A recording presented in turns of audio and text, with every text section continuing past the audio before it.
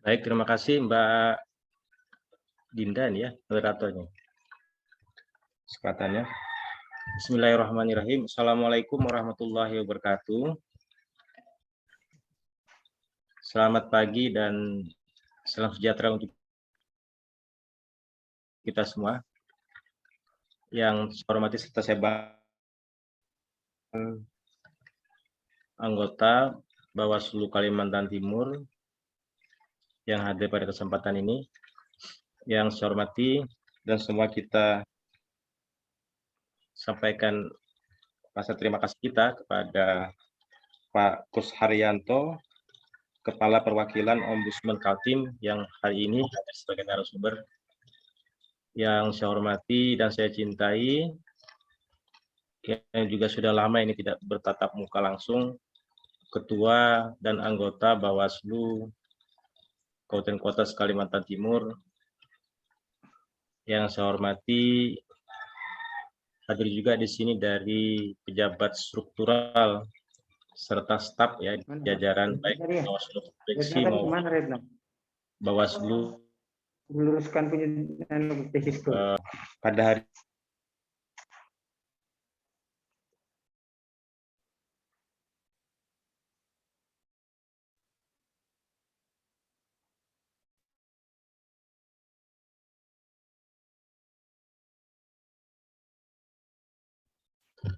puji syukur kita panjatkan kepada Allah Subhanahu wa taala, Tuhan yang Maha Kuasa. Karena pada hari ini kita semua diberikan kesempatan serta kekuatan dan kesehatan insya Allah semuanya untuk sama-sama turut serta dan ikut serta dalam kegiatan yang menurut Pak Kordip sudah beberapa waktu yang lalu direncanakan. Dan hari ini alhamdulillah sudah terlaksana. Bapak Ibu sekalian yang saya hormati, pada Pak Harya ya dari Ombudsman Perwakilan Kaltim, bahwa ada beberapa hal yang saya sampaikan dalam pembuka atau sambutan awal saya pada kegiatan ini. Bawaslu sebagai lembaga yang telah berdiri atau baru juga atau bisa dikatakan baru berdiri selama 13 tahun kalau kita hitung dari 2008 ya. Sekarang 13 atau sekarang sudah mau masuk ke 14 tahun. Kemudian Bawaslu Provinsi itu berdiri atau menjadi permanen itu sejak tahun 2012. Sedangkan Bawaslu Kabupaten Kota permanennya itu adalah di tahun 2018. Nah, jadi ini ada situasi kondisi yang menurut hemat saya adalah bahwa Bawaslu ini sekarang pada posisi menuju kepada pembenahan perbaikan baik secara kapasitas maupun secara kualitas, baik secara SDM maupun kelembagaan, untuk menjadi lembaga publik yang tentunya akan melaksanakan prinsip-prinsip good governance. Nah, kita tahu bahwa terdekat kita adalah KPU yang sudah lama berdiri dan itu tentunya juga menjadi spirit semua di Bawaslu untuk bisa mengejar ketertinggalan kita selama ini yang kita anggap bahwa KPU sebagai lembaga yang lebih dulu permanen, kemudian disusul oleh Bawaslu, yang sebelumnya adalah Panwaslu. Nah, Kalimantan Timur yang ada 9 kabupaten kota, soalnya ada 10 kabupaten kota yang merupakan bagian dari Bawaslu yang ada di Kalimantan Timur. 3 sudah menjadi satker yaitu Kutai Kartanegara, Kota Samarinda dan Kota Balikpapan, serta di Bawaslu Provinsi yang lebih dulu menjadi satker. Ada beberapa kendala yang kita hadapi. Pertama dari sisi kendala SDM, yang kedua kendala dari sisi kelembagaan. Tadi saya sampaikan bahwa proses menuju ke sebuah lembaga yang profesional, tentunya Bawaslu memerlukan langkah-langkah dan upaya-upaya yang lebih maksimal lagi. Karena di saat menuju ke hal tersebut, tentu prinsip banyak syarat yang harus dipenuhi sehingga hal tersebut akan bisa terwujud. Yang ketiga adalah bahwa proses pelayanan publik yang ada di Bawaslu saat ini memang sedang dipengaruhi oleh fasilitasi atau dukungan fasilitasi dari sekretariat. Nah, sekretariat juga memerlukan pemenuhan keperluan anggaran untuk hal tersebut. Kita tahu semua bahwa 3 tahun terakhir, 2 tahun menjelang 3 tahun terakhir ini, proses anggaran di Bawaslu itu mengalami pasang surut lah kira-kira. Baik itu kadang agak mendekati harapan, tapi juga tidak sedikit yang menjauhi harapan kita.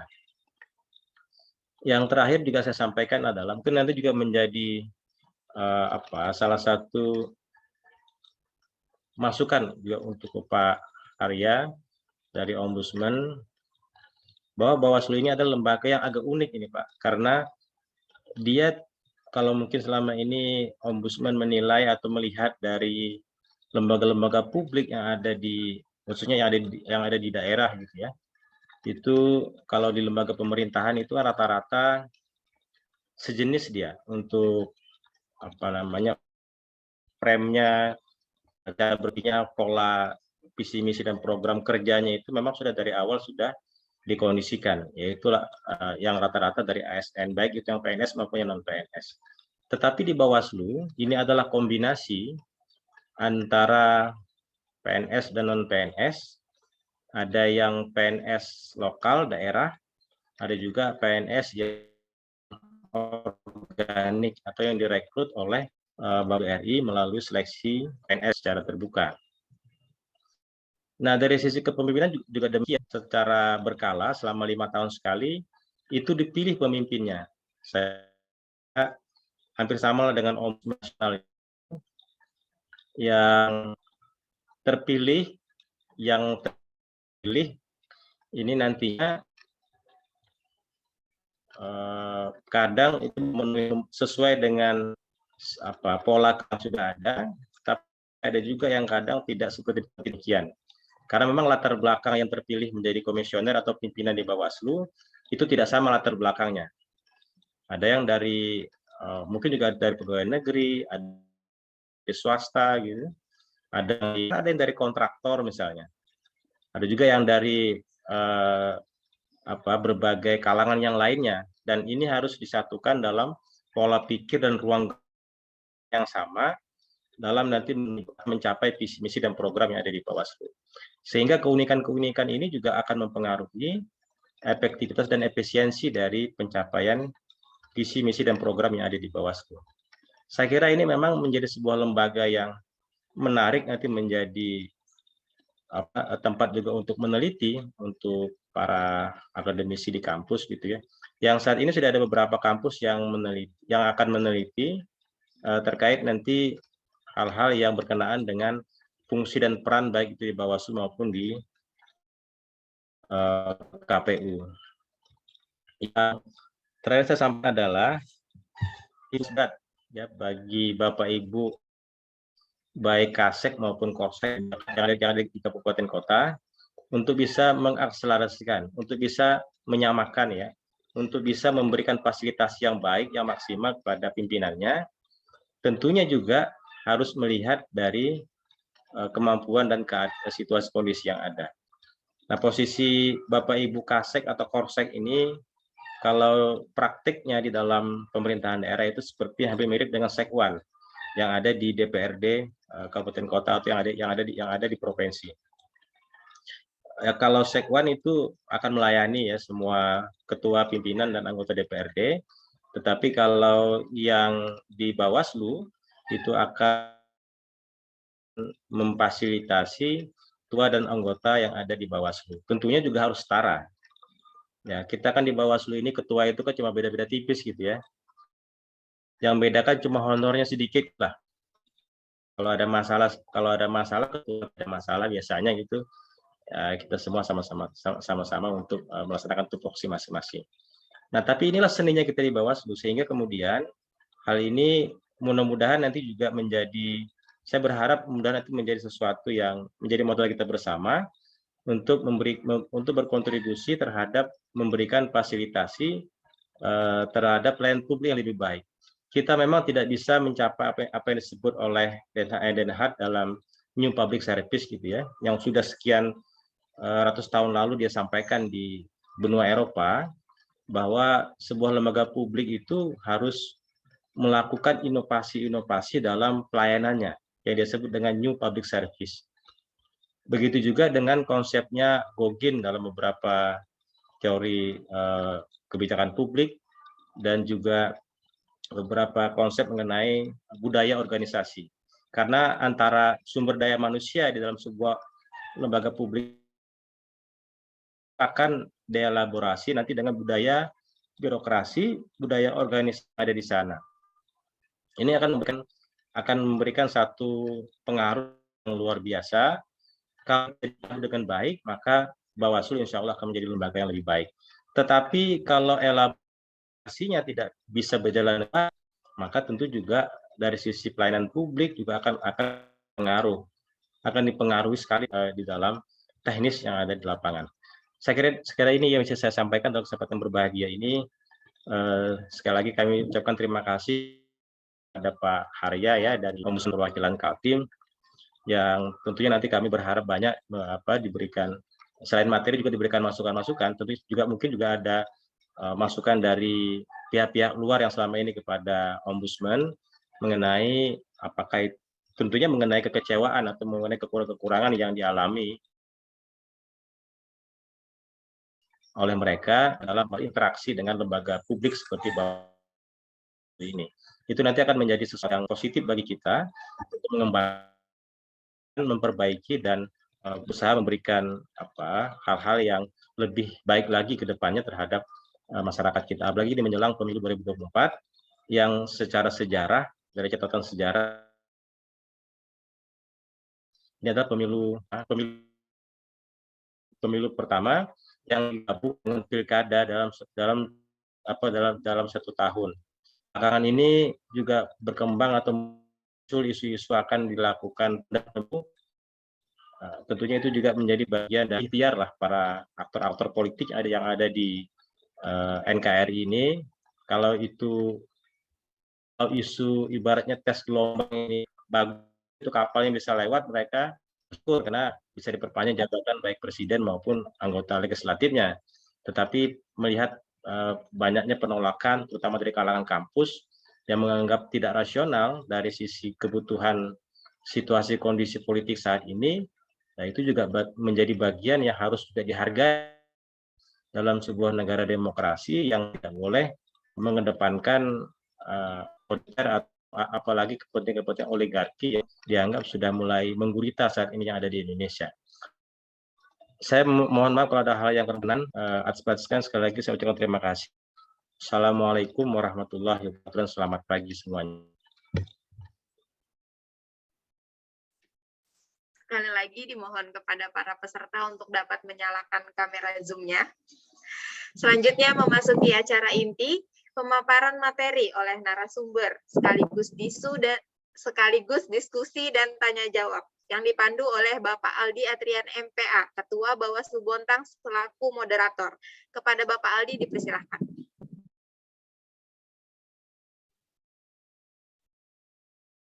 Mohon izin, suara saya jelas? Sangat jelas, Pak. Sangat jelas ya. Mukanya gimana mukanya? Jelas juga? wah semakin glowing. Ganteng. Baik, mohon maaf, mohon izin pimpinan Bawaslu Provinsi Kalimantan Timur, pejabat di Sekretariat Bawaslu Kalimantan Timur, rekan-rekan Bawaslu Kabupaten Kota, dan Pak Haryanto, Pak Kus Haryanto, narsum dari Ombudsman RI. Bismillahirrahmanirrahim. Assalamualaikum warahmatullahi wabarakatuh. Selamat pagi, salam sejahtera untuk kita semua. Puji syukur kita panjatkan kehadirat Allah. Hari ini kita masih diberikan kesempatan, diberikan kesehatan untuk dapat melanjutkan tugas-tugas kita, aktivitas kita di sekretariat maupun di unsur pimpinan Bawaslu Provinsi maupun Bawaslu Kabupaten Kota. Salawat serta salam kita curahkan kepada junjungan Nabi besar Muhammad SAW beserta para sahabat, keluarga, dan pengikut beliau hingga akhir zaman. Baik yang saya hormati, Ketua dan anggota Bawaslu Provinsi Kalimantan Timur, ada Pak Ketua, ada Pak Kordif, dan pejabat struktural di lingkungan Bawaslu Provinsi Kalimantan Timur.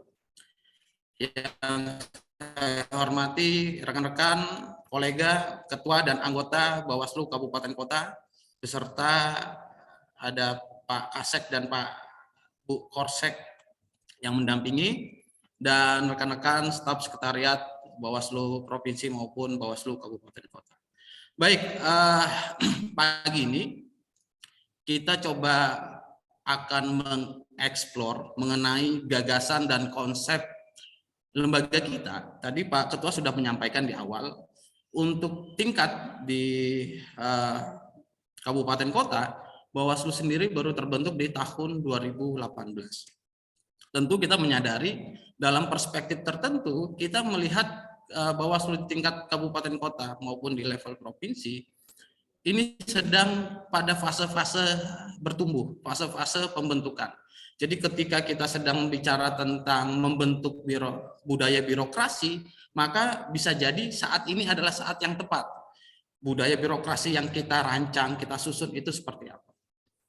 Yang kedua, kita sangat memahami bahwasannya core bisnis dari Bawaslu ini adalah penyelenggara pengawas terhadap pengawasan terhadap pemilu maupun pemilihan.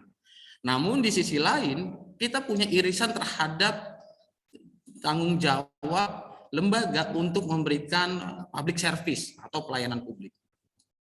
Sehingga tentu kita berharap banyak nanti dengan kehadiran di tengah-tengah kita Pak Kus Haryanto dapat memberikan kita pandangan, dapat memberikan kita pencerahan bagaimana kita sebagai lembaga dapat melaksanakan tugas-tugas penyelenggaraan pengawasan, namun juga tetap berbasiskan pada good public service, yakni kita dapat memberikan pelayanan yang baik dalam tubuh internal maupun untuk eksternal. Baik, di tengah-tengah kita sudah ada Pak Kus Haryanto. Mohon izin Pak Kus. Siap. Ya. Baik. Mohon maaf, ini supaya lebih mesra aja. Biasanya dipanggil Pak Kus, Pak Har, atau seperti apa? Ya boleh Kus, boleh Haryo, boleh. Kalau nama tengah itu kan biasanya lebih dekat ya. Lebih dekat. Tapi nggak pakai masih kan sekarang ada kayak gitu. Baik, mohon maaf Pak Kus Haryanto. Baik rekan-rekan sekalian, sebelum nanti kesempatan ini akan banyak diuraikan dan disampaikan oleh Pak Kus Haryanto, ada baiknya saya bacakan singkat tentang profil atau biodata beliau. Nama Kus Haryanto SHMA. Beliau saat ini menjabat sebagai Kepala Perwakilan Kalimantan Timur Ombudsman Republik Indonesia untuk periode 2018-2023. Yang bersangkutan beliau menamatkan S1-nya Ilmu Hukum di UGM, kemudian melanjutkan di Ilmu Administrasi Publik di Universitas Indonesia. Izin saya bacakan nomor WA beliau, jadi jika teman-teman perlu butuh untuk menyimpan silakan disimak. Nomor WA beliau 0878 8493 8233. Saya ulangin 0878 8493 8233. Baik, untuk selanjutnya akan kita persilahkan kepada Pak Haryanto, Pak Harya, untuk menyampaikan materi beliau dalam konteks upaya peningkatan kualitas layanan publik kepemiluan oleh Bawaslu Provinsi maupun Bawaslu Kabupaten Kota. Kepadanya kami persilakan, waktunya berapa Mbak Panitia? 30 menit mungkin ya? Sepenuhnya diserahkan ke moderator, Pak. Ya, terima kasih. Baik Pak Harya, mungkin kita akan sampaikan gagasan materi ini untuk durasi sekitar 30 menit. Nanti kita akan coba banyak eksplor di sesi diskusi dan seterusnya. Terima kasih, kami persilakan Pak Harya untuk menyampaikan. Baik, terima kasih Pak Moderator, Pak Aldi. Sebelumnya, Assalamualaikum warahmatullahi wabarakatuh. Salam sejahtera untuk kita semua. Alhamdulillahirrahmanirrahim. Segala puji bagi Allah telah memberikan kesehatan kepada kita semua sehingga bisa beraktivitas dengan agenda hari ini. Tak lupa salawat serta salam kita hadirkan kepada Muhammad SAW. Semoga syafaat maupun rahmat dari beliau bisa memberikan kemudahan untuk kita menjalankan tugas selanjutnya. Baik, yang kami hormati Bapak Saiful, Ketua Bawaslu beserta jajaran, dan juga teman-teman rekan-rekan Bawaslu Kabupaten Kota yang kami banggakan beserta jajaran.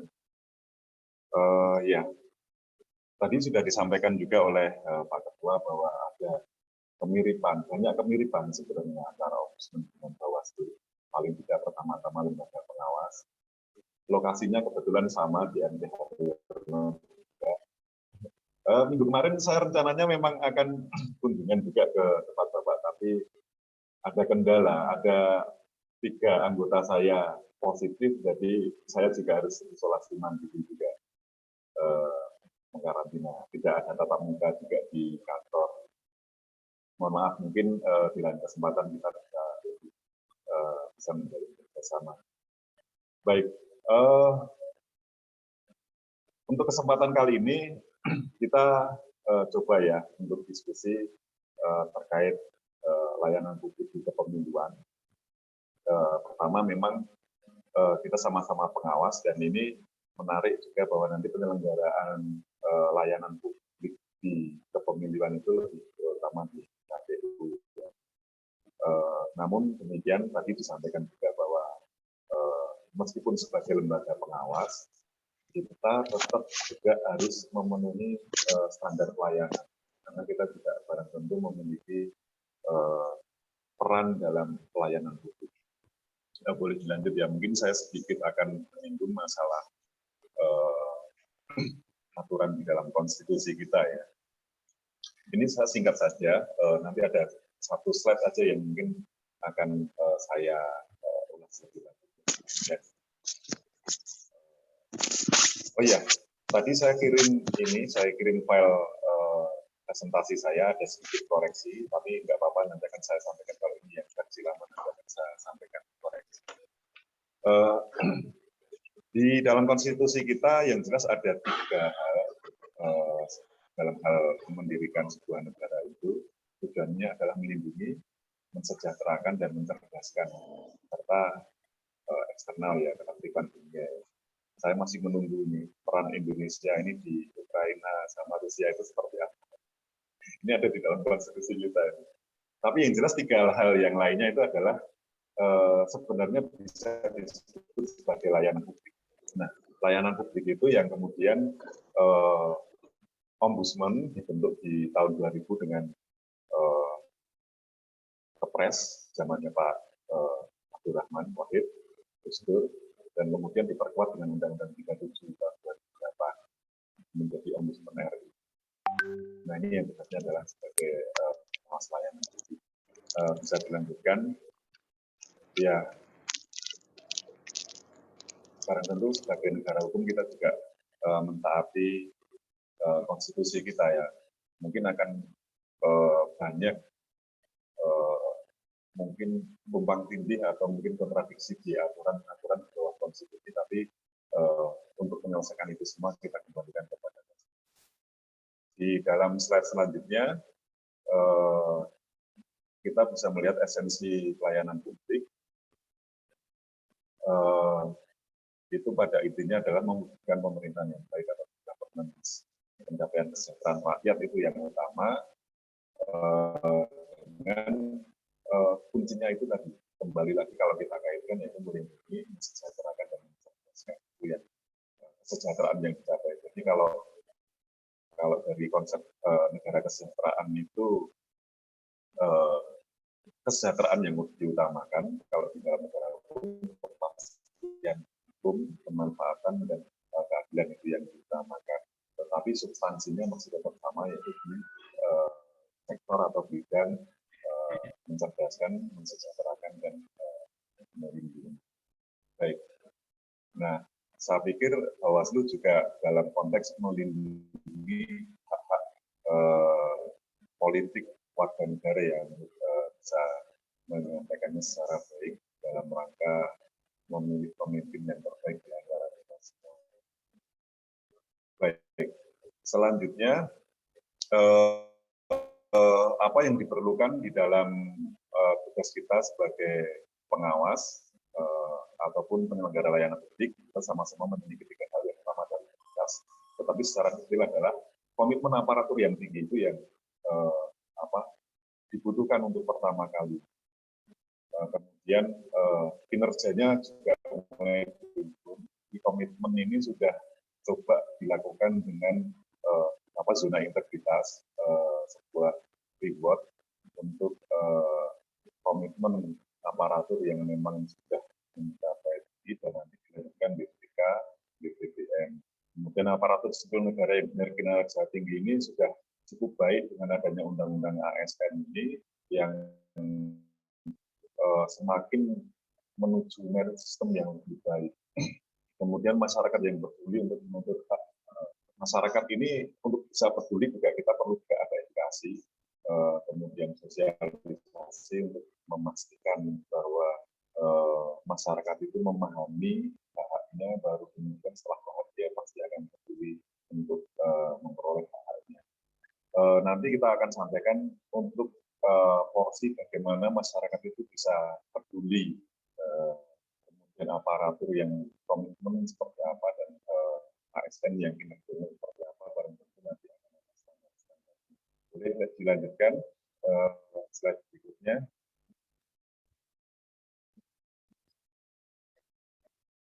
Ada di sini kita sampaikan juga ada daftar regulasi yang hukum positif yang berlaku, dan yang paling utama untuk urusan layanan publik ini barang tentu secara umumnya juga adalah Undang-Undang Layanan Publik Undang-Undang 25 tahun 2009. Nah, kalau misalnya ada isu-isu soal substansi misalnya untuk kepemiluan, ya 2024 itu akan mundur atau tidak.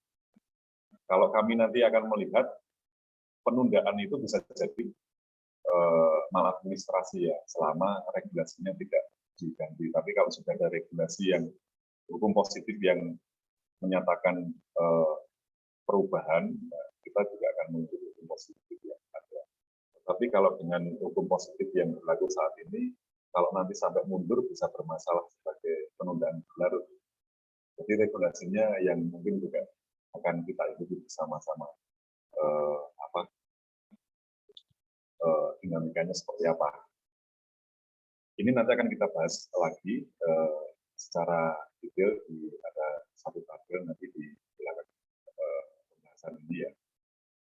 Tapi di sini intinya adalah bahwa dalam layanan publik itu ada dua institusi, yang pertama Ombudsman dan yang kedua ada Kemenpan RB. Kemenpan RB ini justru sampai bisa melakukan penilaian terhadap kualitas.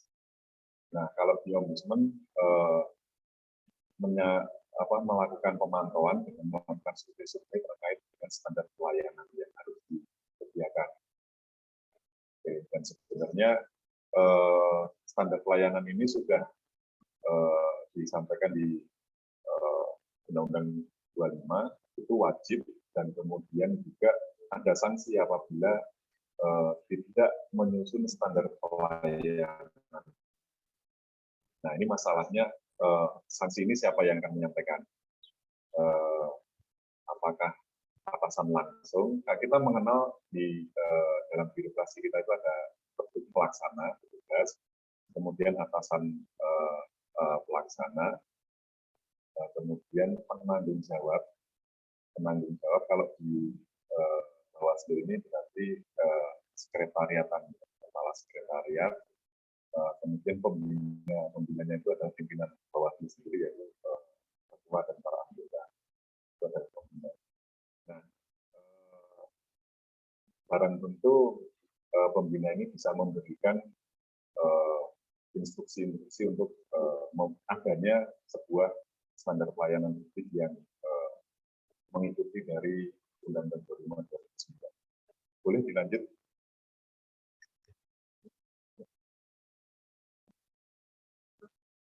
Nah, pada prinsipnya standar pelayanan publik itu bersifat sederhana.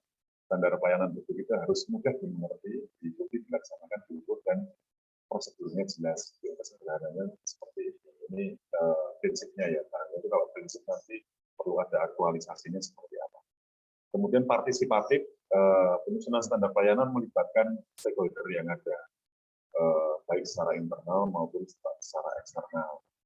Nah, pada kesempatan pertama, barang tentu standar pelayanan itu adalah given ya, biasanya dilakukan, diberikan oleh regulasi internal, misalnya keputusan ketua Bawaslu atau kemudian peraturan Bawaslu itu given biasanya. Nah, prosesnya apakah sudah partisipatif atau belum, atau itu bisa bisa kita evaluasi bersama. Nah, itu generasi pertama standar pelayanan yang partisipatif dari penyusunannya. Nanti ketika ada perlu dilakukan evaluasi standar pelayanan, itu juga barang tentu harus melibatkan stakeholder yang ada.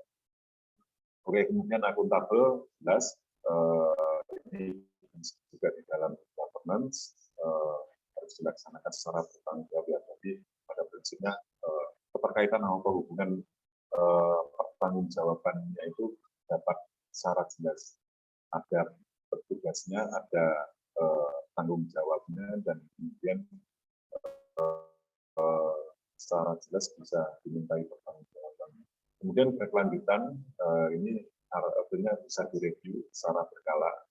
Kemudian transparansi ini mudah diakses ya, oleh masyarakat. Itu barang tentu menggunakan kalau sekarang era digital, barang tentu menggunakan teknologi informasi akan lebih mudah untuk memberikan akses kepada masyarakat. Nah, kemudian keadilan menjamin pelayanan dapat menjangkau semua masyarakat tanpa ada diskriminasi. Jadi tujuan utama keadilan itu bukan kepada siapa, tapi kepada apa.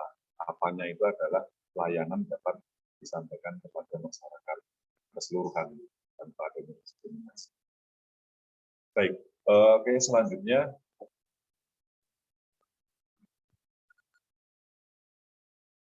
ini kami sampaikan soal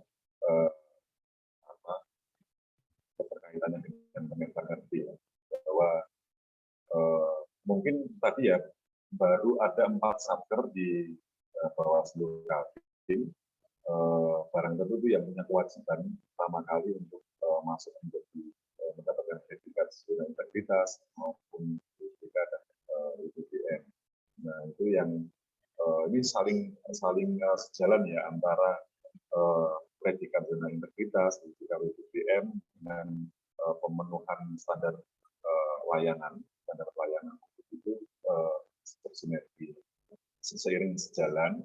Cuman prosesnya berbeda. Kalau kami di Ombudsman melakukan survei terhadap kepatuhan pemenuhan standar pelayanan, di Kemenpan ada zona integritas, sertifikat IPDN, dan kami terlibat juga dalam clearance-nya, yaitu antara lain apakah instansi atau lembaga yang mengajukan predikat jadi BPK BPM itu tidak ada permasalahan dengan layanan publiknya. Misalnya kami diminta informasi apakah ada laporan di sana, apakah laporannya sudah terselesaikan atau belum. Nah, itu kami hanya mendapatkan clearance tersebut, dan Kemenpan yang menilai akhirnya seperti apa, apakah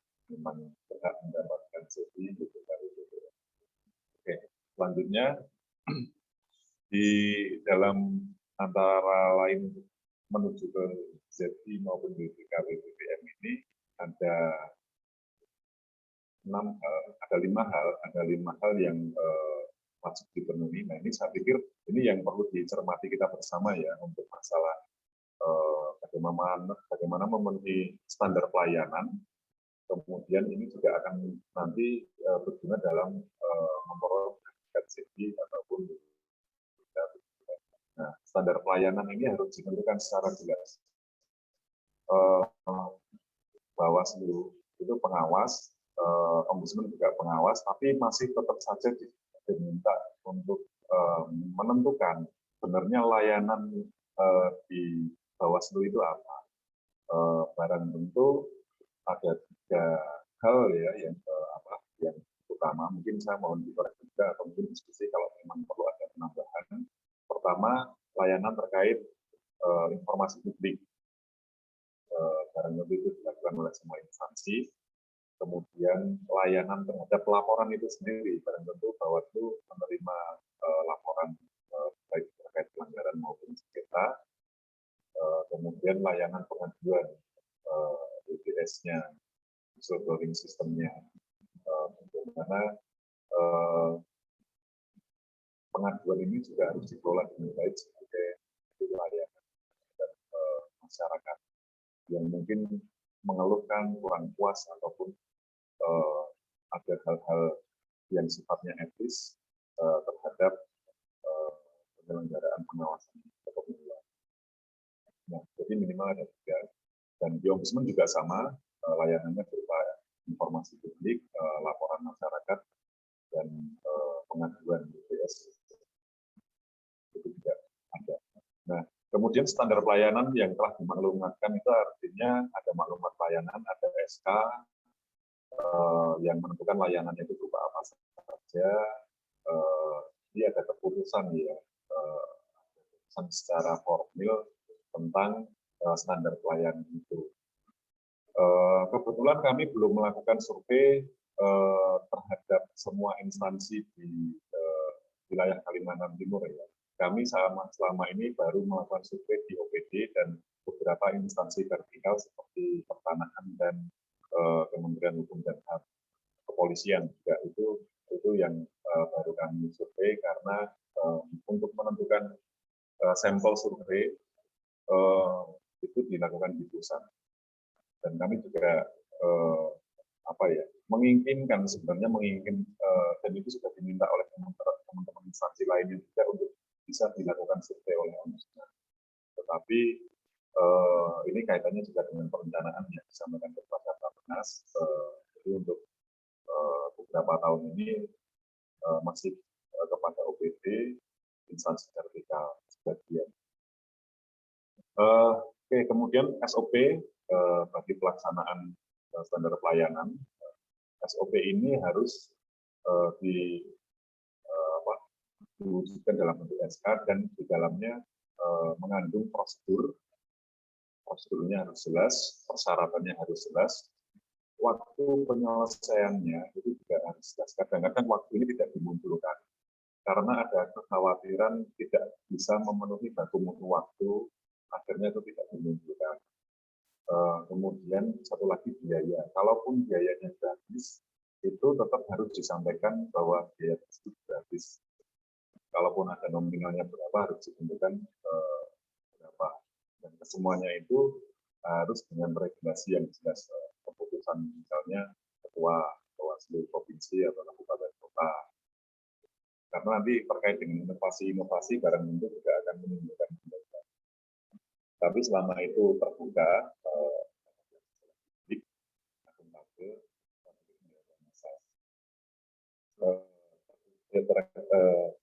SOP tersebut ya itu yang penting ada 4 hal.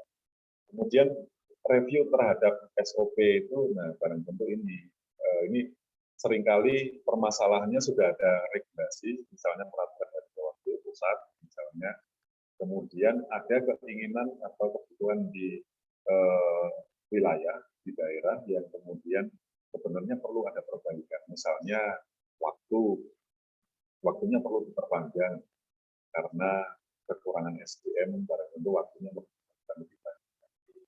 Selama tidak ada perubahan mengenai SOP, maka apabila melewati baku mutu waktu, barang tentu ini itu dikatakan sebagai maladministrasi, ya, penundaan. Padahal alasannya sebenarnya sangat klasik, ya, kekurangan SDM, kekurangan anggaran, tapi karena itu tidak dirumuskan secara tepat atau perhitungannya tidak tepat, diberlakukan sama setiap daerah, padahal kondisinya berbeda-beda, maka itu yang seringkali dikeluhkan oleh masyarakat. Janjinya waktunya sekian kok belum selesai. Seringkali seperti itu. Dan memang paling banyak yang dilaporkan di Ombudsman itu adalah terkait dengan penundaan berlarut. Waktu penyelesaian ini yang lama, itu hampir 50% laporan yang disampaikan seperti itu. Nah, kemudian budaya pelayanan prima ini adalah lebih meningkat satu level lagi dari standar pelayanan yang standar. Nah, ini perlu ada internalisasi, barang tentu ada sosialisasi feedback, dan perlu ada role model, menunjukkan role model itu siapa. Kemudian inovasinya itu biasanya ketika ditunjuk aktor perubahan dalam sebuah instansi, itu dia yang biasanya menyampaikan inovasi-inovasi atau perubahan yang membutuhkan performa yang baik. Nah, ini yang perlu dilakukan. Reward and punishment barang tentu akan memberi lebih banyak semangat untuk ketika pegawai kita itu dihargai dengan sebuah reward, dan memang ada pembedaan antara yang bekerja secara benar dan tidak benar itu, maka yang tidak benar disanksi. Jadi merasa ada hal yang memang perlu diperjuangkan. Jadi ada semangat yang spirit lebih untuk bisa melakukan hal-hal yang lebih baik. Ini memang perlu ada reward, antara lain penghargaan atau role model tadi memang yang kemudian memang dinilai kinerja baik, akhirnya mendapatkan penghargaan itu, memberikan semangat untuk teman-teman. Oke, nah ini yang paling penting juga, nomor 3 adalah pengelolaan benar. Jadi mohon agar dibedakan antara layanan, karena layanan kita adalah menerima laporan, ya. Menerima laporan itu berbeda dengan nanti ketika kita mengelola pengaduan untuk internal kita. Nah, kalau untuk pengelolaan aduan, barang tentu juga harus disediakan media untuk pengaduan layanan, baik offline maupun online, ya. Kalau offline itu masyarakat kita itu masih sering pengennya tatap muka, sharing, konsultasi, baru kemudian menyampaikan aduannya apa. Nah, kalau di online itu kan biasanya cuma dikasih form, mau ngadu apa sih, gitu ya. Kemudian disampaikan itu tanpa. Nah, kadang-kadang agak males masyarakat kita itu untuk mengisi form seperti itu, dan pengennya tatap muka. Tetapi dalam kondisi saat ini barang tentu juga ada perbedaan, ya, mengutamakan daring dalam online maupun karena situasi pandemi ini. Nah, tapi itu memang perlu ada lagi nanti mengedukasi masyarakat untuk banyak juga yang belum teknologi itu, angkat teknologi itu yang menjadi kendala kita, terutama kita bersama untuk mengarahkan layanan online. Media pengaduan layanan, kemudian SOP pengaduannya juga barang tentu harus jelas, aduan layanan siapa, datanya apa, itu harus bisa ditangkap secara baik. Kemudian pengelolaan aduan ini barang tentu juga dengan tidak terlepas juga jalur untuk mengadukan internal kita, yaitu MBPS. Unit pengelolaan pengaduan layanan itu harus juga jelas. Jadi dibedakan, ada satu unit pengelolaan aduan yang memang menjadi core bisnis kita, dengan unit pengelolaan aduan yang nanti menerima aduan keluhan terkait internal kita, yang disebut dengan WPS. Kemudian tindak lanjut pengaduan layanan perbaikan. Nah, ini pengelolaan pengaduan itu barang tentu harus ada database. Di database bisa dilihat modusnya yang paling sering muncul apa, kemudian berapa jumlah setiap bulan, setiap tahun. Tahun kemarin saya masih jadi data untuk dilihat statistiknya. Kemudian tindakan korektifnya harus jelas. Ketika ada pengaduan dan terdapat penyimpangan itu harus segera dikoreksi dan seperti halnya kalau di ombudsman karena kita ranahnya administratif, maka administratif itu juga harus ada tindakan koreksi administratif. Dan untuk hal-hal yang sifatnya sistemik, perbaikan sistem, kami juga diberi kewenangan seperti itu supaya tidak berulang kembali hal-hal yang terjadi penyimpangan itu, maka kita mengajukan saran perbaikan sistem dan itu kita monitor sampai di mana tahap perbaikan yang dilakukan, ya semacam pendampingan juga. Kemudian penilaian kepuasan terhadap layanan ini bisa dilakukan secara internal maupun eksternal, seharian maupun berkala gitu ya. Ini sistemnya bisa pakai token, biasanya gambar ekspresi wajah, emoticon, senang, gembira, biasa atau akan marah-marah gitu, yang setiap kali mengakses layanan bisa mengisi token itu, atau secara berkala, misalnya setiap tahun sekali dilakukan survei, kepuasan bisa dilakukan oleh internal sendiri atau oleh menggandeng pihak ketiga secara eksternal itu bisa dilakukan. Kemudian pemanfaatan teknologi informasi, kita sudah mengarah di pemerintahan kita semuanya menggunakan sistem pemerintahan berbasis elektronik, dan barang tentu kita juga harus mengejar ke sana, minimal ada situs webnya lah. Kalau situs web barang tentu ada, dan di situ dipampangkan juga tadi ya ada standar layanan, kemudian ada mekanisme pengaduan, ada WBS-nya, situs webnya di situ ada sosialisasi lain yang diperlukan, itu bisa dilakukan.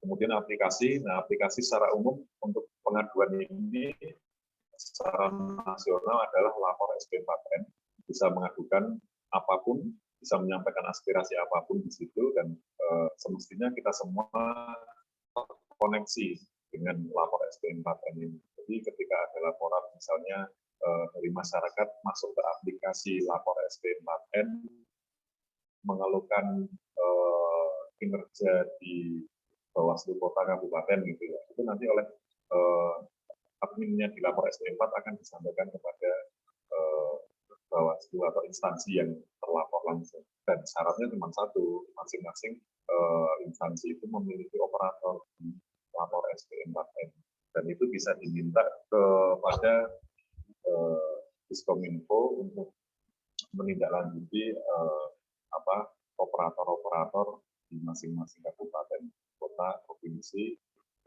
yang kemudian akan terkoneksi dengan aplikasi lapor SP4.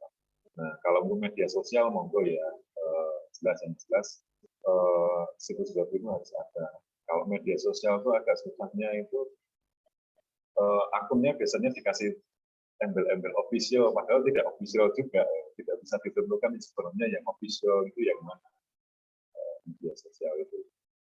Tapi kalau memang secara empiris sudah bisa terbukti bahwa itu yang official, dikenal masyarakat, kemudian juga harus juga untuk memberikan tambahan, misalnya adalah sebagai tambahan dalam sosialisasi gitu. Nah, kalau untuk internal manajemennya, SPPI ini juga sudah diterapkan ya, baik dari segi keuangan maupun administrasi, persuratan, ada tanda tangan elektronik, itu sudah agak umum di sini. Dan inilah yang menjadi persyaratan dalam peningkatan kualitas layanan dalam skema informasi birokrasi ya. Dan ini yang akan dinilai oleh baik, selanjutnya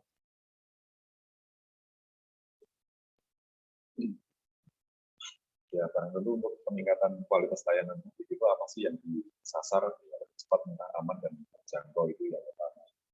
Kalau untuk layanannya yang lain itu akhirnya akan menjadi pendukung untuk ke arah itu semua. Baik untuk masalah kepuasan masyarakat. Kepuasan masyarakat pasti nantinya juga yang akan dinilai adalah sudah lebih cepat atau enggak, lebih murah atau enggak, lebih aksesibel atau enggak. Jadi intinya ke arah itu semua, cepat, murah, aman, dan hal yang sudah dikatakan tapi sulit untuk dilaksanakan. Tetapi memang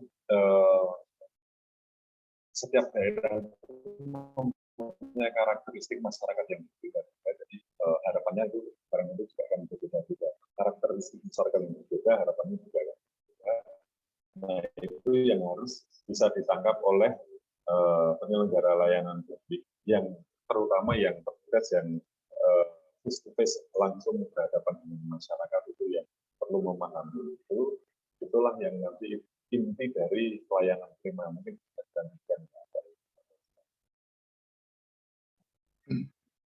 nah, setelah ini adalah pelayanan prima yang ketika standar pelayanan itu sudah terpenuhi, maka langkah selanjutnya itu bagaimana lebih excel lagi servis kita, itu dengan cara informasi terhadap layanan itu diperoleh yang lebih jelas, aman, nyaman ketika mengakses, baik online maupun offline, dapat dirasakan layanan itu langsung. Misalnya online itu dapat notifikasi bahwa apa yang disampaikan itu sedang dalam proses, itu merasa segera dilayani. Kemudian dilayani kalau luring, tatap muka langsung dilayani oleh petugas yang profesional. Meskipun nanti kita pasti juga akan ada triknya, ya, ada hal-hal yang tidak dipahami oleh petugas yang berhadapan langsung dengan masyarakat itu, selama dia bisa mengakses orang yang lebih tahu dari atasannya kah, atau rekan kerjanya yang bisa menjelaskan lebih baik, itu akhirnya dia tidak memberikan respon tidak tahu kepada pengguna layanan. Itu yang lebih utama. Kalau sampai petugasnya itu memberikan tidak tahu atau kemudian memberikan satu informasi yang salah kepada pengguna, maka itu tentu akan bisa mengecewakan pengguna layanan. Adil ini banyak aspeknya, ya, contohnya ya, seperti tidak berpihak, tidak diskriminatif. Nah, ini yang harus dipahami bersama oleh, khusus utamanya adalah petugas yang langsung berhadapan dengan masyarakat. Selanjutnya, nah ini barang tentu kita juga memahami karakter, bagaimana ini hubungan interpersonal saja sih sebenarnya. Bagaimana kita memberikan layanan sambil juga bisa menetralisir ya apapun karakter masyarakat yang berhadapan yang kita hadapi. Kalau pemalu ya mungkin atau pesimis harus dikuatkan lagi harapannya, tetapi kalau pemarah atau penuntut itu harapannya agak diturunkan supaya memang tidak keluar dari standar layanan yang kita sampaikan dan masyarakat memperoleh layanan secara sama. Intinya seperti apa? Mungkin nanti bisa dilanjutkan dengan diskusi. Lanjut, ini utamanya dalam sebuah pengelolaan aduan sama ya, penerimaan dan konsultasi, verifikasi, kemudian ada tindak lanjut korupsi, upaya korupsi, upaya koreksi yang mungkin bisa juga diukur dari kemampuan yang harusnya melakukan koreksi itu seperti apa, sehingga kita memperoleh solusi yang terbaik. Karena tidak mungkin juga kita memberikan rekomendasi tindakan korektif yang di luar kemampuan dari penerima rekomendasi. Jadi ada rentang yang perlu kita berikan, bagaimana masyarakat ketika melapor kemudian memperoleh masalahnya itu terselesaikan, bisa semuanya, bisa sebagian yang memang ada di dalam kompetensi masing-masing. Barang tentu kompetensi di tingkat kabupaten kota berbeda dengan provinsi berbeda dengan pusat. Nah, itu juga sebagai hal yang nyata perbedaan dari masing-masing. Kita akan melihat permasalahan itu dalam level apa. Kami juga sering melakukan meneruskan laporan itu kepada pusat ketika memang bukan kewenangan di perwakilan. Begitu juga sebaliknya, kalau laporannya itu masuk ke pusat, tetapi dirasa bahwa ini bisa diselesaikan oleh perwakilan, maka laporan tersebut diteruskan dilimpahkan ke perwakilan. Nah, mekanisme ini yang menyesuaikan dengan bentuk atau tata kerja di instansi juga. Tapi intinya 4 hal ini juga terkait di dalam upaya pengelolaan pengaduan. Ini sama baik untuk pengelolaan aduan yang core business tadi maupun pengelolaan aduan yang terkait dengan BPS atau itu juga sama konsepnya seperti itu, nanti tindak lanjutnya ini yang mekanismenya agak berbeda. Oke, bisa kita lanjutkan. Ada tinggal beberapa slide lagi.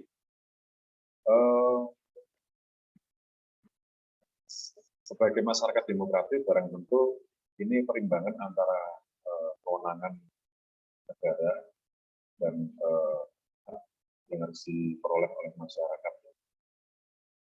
Nah, ini yang harus selalu kita lakukan, perimbangan itu. Bagaimana kemudian warga masyarakat, warga negara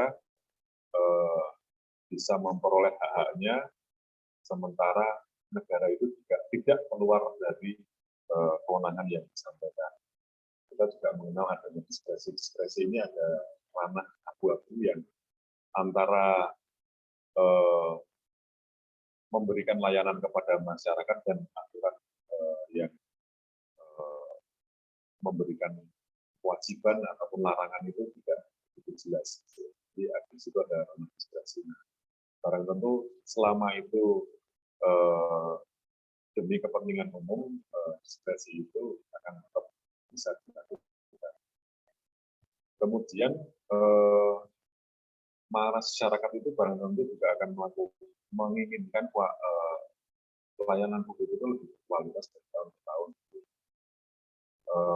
Kemudian dilayaninya itu juga dalam kerangka keadilan, kepastian, keadilan dan kemanfaatan. Dan kemanfaatannya itu juga semuanya sudah diatur di dalam undang-undang layanan publik. Untuk sektor mana saja ya, layanan publik ini sifatnya generik, semua layanan, dan tentu nanti akan ada penyesuaian untuk sektor dari masing-masing. Tetapi perimbangan ini yang kemudian perlu dilakukan. Pentingnya standar pelayanan publik itu sebagai salah satu bentuk perimbangan tadi ya. Standar pelayanan publik itu adalah kompromi antara kemampuan dari negara atau penyelenggara layanan publik dengan ekspektasi atau harapan dari masyarakat. Masyarakat itu paling ya tadi pengen cepat, murah, aman, tapi apakah penyelenggara itu juga memiliki SDM yang cukup, anggaran yang cukup? Ya, itu artinya baik kualitatif maupun kuantitatifnya ya, itu terpenuhi atau tidak. Nah, ketika misalnya soal SDM saja itu ada analisis beban kinerja APK ya, beban kerja itu, dan ternyata ada kekurangan SDM, itu paling nanti juga akan berpengaruh ke dalam tadi waktu yang menjadi rentan untuk melewati karena kurang SDM. Nah, seberapa cepat sebuah instansi itu memenuhi SDM-nya pasti ada delay, dan selama ada transisi delay ini antara realitas dan idealitas itu pasti nanti akan muncul permasalahan-permasalahan yang mungkin kalau sudut pandang ombudsman malah administrasi, tidak harus gitu. tapi kondisinya kami juga akan melihat. Itu permasalahan yang sistem. Ada juga yang permasalahan memang secara individual ya, Pak. Itu perlu ada pembinaan terhadap petugas yang memang melakukan maladministrasi. Boleh dilanjutkan? Saya pikir ini slide yang kedua ya. Nah, kita akan sampaikan. Nah, ini ada masalah masih pertanahan. Kalau di slide yang saya share tadi tidak ada koreksi. Siap bahwa laporan masyarakat dan pertanahan layanan penyelenggara layanan publik ini semuanya akan sama. Masyarakat bisa melaporkan ke Ombudsman, masyarakat bisa menyampaikan laporan whistleblowing system kepada penyelenggara layanan, khususnya di tim pengelola BPS-nya. Kemudian masyarakat juga menyampaikan upaya internal di unit pengelolaan aduan layanan publiknya ya. Jadi ada dua tim terkait laporan masyarakat itu. Dari keseluruhan penyelenggara layanan itu ada 2 tim pengelolaan untuk BPS. Ini biasanya melibatkan atasan langsung. Kemudian unit pengelolaan aduan ini yang sifatnya memang core business ya, unit layanan. Nah, supaya bisa dilakukan dalam satu sisi Bawaslu sebagai pengawas kepemiluan itu tetap juga diawasi oleh Ombudsman. Ombudsman sebagai pengawas dari layanan publik itu juga diawasi juga oleh misalnya keuangannya oleh BPK. Secara resmi memang kita ada check and balances di beberapa instansi kelembagaan negara kita yang paling memberikan check and balances. Nah, untuk kerjasamanya mungkin untuk hubungan yang lebih jelas, lebih cepat itu perlu ada focal point antara Ombudsman dan Bawaslu. Mungkin nanti kita bisa berkomunikasi lebih lanjut. Ada beberapa kasus, tidak banyak di Kaltim ini tidak banyak kasus, alhamdulillah ya Bawaslu dan KPU. Tetapi ketika muncul ada case itu dengan adanya focal point ini komunikasinya akan lebih baik. Misalnya mungkin di slide selanjutnya juga bisa kita lihat karena waktunya tidak kasih juga tidaknya. Slide terakhir ada Bawaslu, ada KPU, ada Ombudsman gitu ya. Nanti nah ini yang disampaikan genealogi lembaga negara kita. Ini disampaikan oleh Pak Alam Sasarati, anggota Ombudsman dari sebelumnya. Di sini beliau belum menyebutkan Bawaslu. Nah, ini kira-kira Bawaslu ada di mana? Saya pikir ada di tengah.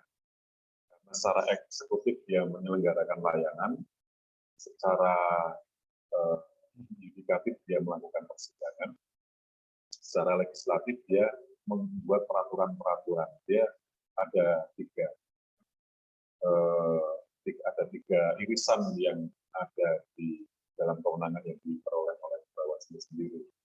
Nah, sampai sejauh mana itu bisa diawasi.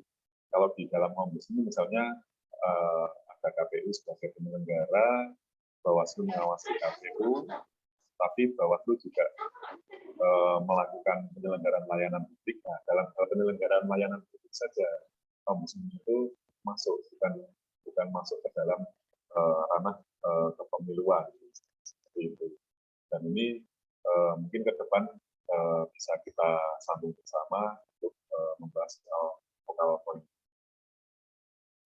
Ini yang penting di dalam kita sebagai sama-sama lembaga negara untuk bermitra, utamanya untuk bahwa penyelenggaraan layanan publik apapun sektornya kemudian bisa dilakukan secara baik bersama-sama, masing-masing berperan untuk meningkatkan kualitas layanan dari masing-masing instansi yang barangkali sudah ada tugas pokok dan fungsinya yang diatur oleh konstitusi maupun undang-undang pembentukan lembaga tersebut.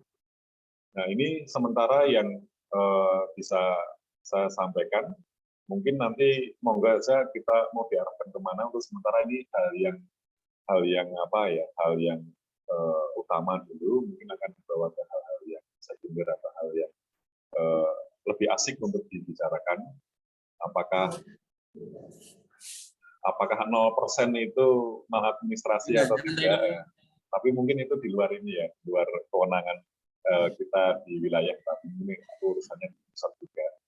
Tapi kalau untuk arahnya, saya kemarin sempat berpikir untuk menyampaikan paparan ini akan masuk ke sana atau tidak. Tetapi ketika tadi menyampaikan dari apa yang disampaikan oleh Pak Ketua dalam sambutan ini, kita memang masih lebih ke arah manajemen organisasi yang institusional semuanya dulu ya. Nanti mungkin akan bergeser ke hal-hal isu yang sedang berjalan. Mungkin demikian Pak Moderator, terima kasih atas waktunya. Kurang dan lebihnya saya mohon maaf. Tapi ada yang bisa disampaikan kalau untuk Bapak Ombudsman. Terima kasih. Baik, terima kasih Pak Harya, luar biasa ulasan dan penjabarannya. Ternyata kita baru menyadari, atau saya mungkin ya, atau mungkin sebagian juga baru menyadari, ternyata instrumen untuk meningkatkan mutu kualitas pelayanan publik itu ternyata nggak sederhana, kan seperti itu. Kita juga perlu mempersiapkan bukan hanya soal kapasitas SDM kita, tapi juga perangkat, standar kerja, SOP, dan sebagainya. Baik, persilahkan kepada rekan-rekan sekalian, baik dari pimpinan Bawaslu Kabupaten Kota, Provinsi, maupun dari Sekretariat, Kasek maupun Korsek, jika ada hal-hal yang ingin diperdalam, dipertajam, silahkan. Untuk season pertama ini kita buka 3 pertanyaan ya, atau 3 tanggapan dulu. Silahkan. Bisa mungkin pakai message dulu atau bisa langsung nyalakan mic dan videonya.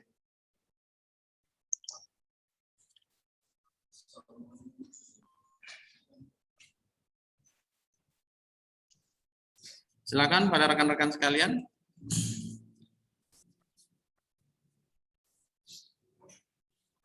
Atau saya dulu izin ini memulai ini Pak Harya.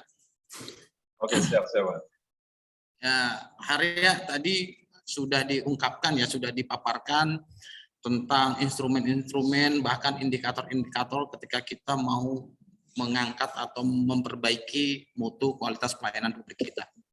Pak Arya, mungkin pertanyaan sederhana seperti ini, yang sering kami temukan. Kami ini kan sebagai lembaga pengawas, penyelenggara pemilihan maupun pemilu. Namun di sisi lain, kita juga sebagai lembaga publik. Maka konsekuensi lembaga publik itu kan dia juga harus profesional, harus akuntabel, kemudian juga harus partisipatif, dan seterusnya, dan seterusnya. Nah, namun yang mungkin membedakan kami dengan lembaga atau instansi front office, kami ini kan kadang dihubungi oleh tim kampanye peserta pemilu itu dalam situasi-situasi yang nggak lazim. Jam 1 malam, jam 5 pagi, dan itu pun bukan ngajak tahajud Pak, jadi marah-marah, komplain. Kalau mungkin ngajak tahajud, terus ngajak, ayo kita sahur, mungkin sejuk kitanya. Tapi kan situasi-situasi ketika masa kampanye atau tahapan berjalan, itu kan situasi yang kadang cenderung agak memanas. Nah, mungkin nanti Pak Harya, kami bisa diberikan tips ya, yang sederhana mungkin gitu. Bagaimana kita juga tetap bisa ramah dalam memberikan pelayanan, dalam memberikan informasi, namun juga secara marwah lembaga kita ini nggak dijatuhkan. Artinya gini, nggak lantas kita ini ramah sama mereka, tapi nggak lantas kita ini digampangin oleh mereka, mau hubungin kita semau-maunya, sesuka-sukanya, dan seterusnya. Tapi secara kelembagaan marwah kita juga tetap terjaga. Tapi kita juga ingin friendly, ingin tetap menyenangkan bagi mereka. Itu yang pertama Pak Harya.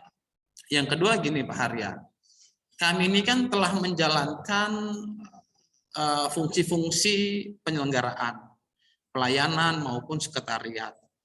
Apakah ada indikator atau alat ukur atau instrumen yang bisa menjadikan itu membuat kami bercermin? Jadi seperti itu. Apakah bisa mungkin apakah itu bentuknya angket atau seperti apa atau survei? Tadi Pak Harya tadi ada nyampaikan Ombudsman juga ada penilaian gitu ya dalam mengukur kualitas pelayanan publik. Nah, bagi kami ini kan juga mungkin juga butuh introspeksi, otokritik. Apakah ada biasanya yang digunakan alat kerja atau alat ukur yang kami bisa mengukur apakah sebenarnya fungsi pelayanan yang kami lakukan dan sebagainya itu sudah sesuai dengan standar minimum pelayanan. Mungkin sementara itu Pak Harya yang bisa saya sampaikan. Silakan rekan-rekan sekalian. Nanti kalau ada 2 lagi langsung bisa ditanggapin oleh Pak Harya. Ini Mas. Ini juga saya alami juga, tapi monggo silakan kalau ada yang ya, siapa tahu ada pengalaman rekan-rekan di kabupaten kota, ada hal-hal yang menarik dan sebagainya bisa kita ungkapkan dan ini menjadi best value ya, jadi pelajaran yang baik untuk kita semua. Silakan rekan-rekan.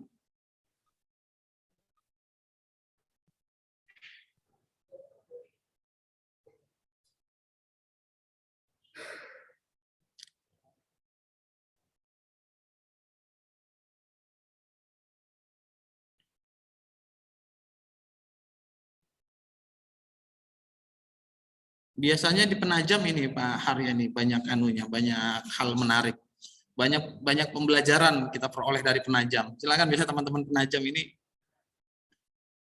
banyak cerita menariknya. Teman-teman Balikpapan mungkin. Oke, Assalamualaikum. Masuk Penajam. Siap, waalaikumsalam. Memang seperti ini modelnya, jadi mesti kirim sesajen dulu baru dia muncul. Silakan. Penajam. Assalamualaikum warahmatullahi wabarakatuh. Ya, yang terhormat Kepala Ombudsman tim, kemudian yang terhormat para pimpinan Bawaslu tim yang sudah bergabung dan yang terhormat rekan-rekan Bawaslu Kabupaten Kota, baik ketua dan juga para pimpinan, anggota dan juga rekan-rekan staf di lingkungan Bawaslu Provinsi dan juga Kabupaten Kota. Ya, karena sudah disinggung oleh moderator, maka sedikit sebenarnya cuma 1 pertanyaan karena memang PPU ini masuk wilayah IKN, jadi Bawaslu PPU akan turut andil dalam pertanyaan ini. Jadi sebenarnya saya juga setengah saja tadi mengikuti karena sebelumnya tadi ada rapat juga di Pemkab PPU terkait masalah anggaran pilkada. Mungkin langsung saja ke dalam bentuk pertanyaan. Jadi mohon izin Pak, jadi terkait masalah pelayanan publik seperti kita ketahui, kita sebagai pengawas ini kan mengawasi, lantas pengertian dalam pelayanan publik otomatis kan kita juga harus diawasi oleh publik. Jadi pengawas yang diawasi oleh publik. Nah, apakah dalam hal pelayanan ini sebenarnya kan pelayanan ini kalau memang dirumuskan paling tepat itu kan jika sudah ada, kalau kita menganut sistem ISO gitu ya, ISO kalau dalam perusahaan itu kan ada ISO yang 1900 itu sangat keren kalau misalkan ada ISO tersebut. Jadi di dalam manajemen ISO itu semuanya terungkap terkait dengan berapa jumlah SDM yang layak untuk di suatu lembaga, kemudian sistem manajemen yang aset yang sesuai itu seperti apa. Nah, mungkin apakah memang sejatinya kayak kami di daerah kayak gini, apakah sudah layak atau diharuskan kayak model-model manajemen ISO ini udah masuk di dalam tubuh kami atau seperti apa? Karena ini kan terkait dengan pelayanan publik, sehingga untuk memaksimalkan pelayanan publik otomatis secara maksimal di daerah juga harus ISO tersebut juga kami miliki. Cuma kan ISO itu juga harus ada anggaran khusus ya, anggaran khusus terkait orang. Mungkin itu saja dari Bawaslu PPU, Bawaslu dari IKN Nusantara. Terima kasih. Saya kembalikan ke moderator Kanda kami, Aldi. Salam. Terus. Terima kasih Pak Dinda Edwin, Bawaslu Penajam, yang lebih senang dipanggil Bawaslu IKN. Silakan selanjutnya rekan-rekan semua. Ini ada message dari Pak Alex dari Mahulu. Pertanyaannya, apakah ada sanksi apabila institusi tidak memberikan pelayanan maksimal kepada masyarakat selama pelaksanaan tahapan pemilu? Ini berarti sudah dalam konteks penyelenggara pemilu. Tapi kalau dalam konteks ini mungkin Pak Harya bisa kita kembangkan. Apakah dalam konteks manajemen pelayanan publik ketika ada sebuah lembaga tidak mampu memberikan pelayanan yang baik, apa ada sanksi tertentu? Mungkin seperti itu. Baik ya, sambil menunggu rekan-rekan yang lain, kami kembalikan ke Pak Harya. Wah, ini berat ini pertanyaan. Tapi memang ini intinya ya, tadi yang disampaikan oleh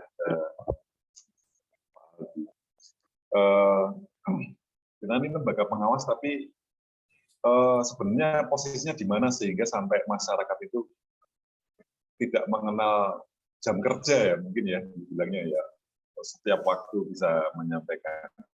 Sebenarnya kalau kita lihat, kita kategorikan layanan itu kan ada yang sifatnya layanan emergensi dan ada layanan yang sifatnya umum gitu ya. Nah, Bawaslu ini memposisikannya sebagai emergensi tidak. Semestinya kalau bukan hal yang emergensi yang melibatkan nyawa seseorang gitu kan, atau melibatkan hilangnya harta misalnya, atau kehidupan orang, itu semestinya bisa diperlakukan secara umum. Tapi kalau itu sifatnya emergensi, barang tentu ya office hour orang emergensi itu berbeda dengan office hour yang umum gitu ya. Nah, mungkin secara langsung mungkin kita bisa diskusikan ya, untuk Bawaslu sendiri kan ada tahapan di mana itu ada perlu investigasi atau penegakan hukum kepemiluan yang memang mungkin perlu diantisipasi secara cepat. Gitu. Sebenarnya kalau kami juga ada dua pintu itu, Pak. Pintu umumnya itu adalah ketika masyarakat ingin melapor untuk urusan-urusan yang umum. Itu kami sediakan petugas penerima laporan. Karena nanti secara administrasi pun juga harus tertib kan, tercatat siapa yang melapor. Kalau memang harus dirahasiakan, namanya tidak kita keluarkan nanti, tetapi tercatat juga tetap nama sesuai KTP, kemudian itu perlu kita catat urusannya apa, itu secara tertib administrasi harus kita catat. Jadi kalau misalnya saya terima laporan, terus saya sendiri yang menindaklanjuti, justru saya bisa terkena penyalahgunaan wewenang juga, karena tidak melalui sistem yang tadi masuk penerima laporan, kemudian dieksekusi. Nah, kemudian pintu yang kedua itu Ombudsman juga mempunyai kewenangan untuk melakukan investigasi atas prakarsa sendiri. Nah, ini informasinya memang model-modelnya kayak gitu tuh, Pak. Telepon malam-malam atau menyampaikan informasi malam-malam. Tapi tidak lanjut yang kami sampaikan ya ini sebagai informasi. Untuk bisa menjadi inisiatif Ombudsman itu harus disampaikan melalui rapat. Di perwakilan ini sifatnya tidak kolegial ya, tetapi masih perlu putuskan secara bersama antara kepala keasistenan pemeriksaan dengan kepala perwakilan misalnya. Nah, barang tentu kalau di pusat ada kolegial ya, mungkin ada 1-2 hal yang didelegasikan bisa diputuskan oleh ketua anggota lain yang membidangi ya. Tadi di Bawaslu juga ada anggota garis miring bidang apa gitu ya. Nah itu apakah dia bisa menyelesaikan secara sendiri atau harus rapat karena ini sifatnya kolegial untuk bisa kemudian melakukan tindak lanjut. Nah itulah pentingnya kemudian adanya SOP tadi, Bapak.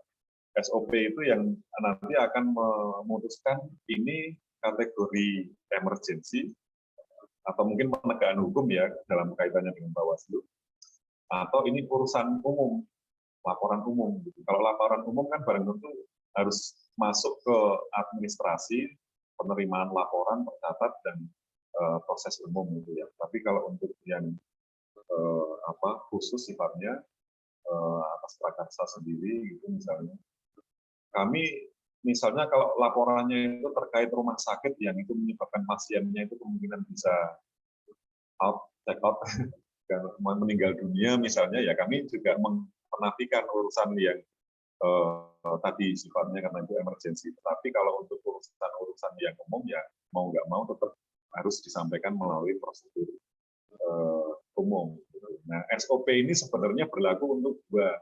Pertama kepada penyelenggaranya sendiri, dia jadi punya perlindungan apabila dituntut lebih dari itu, nggak bisa SOP-nya seperti itu.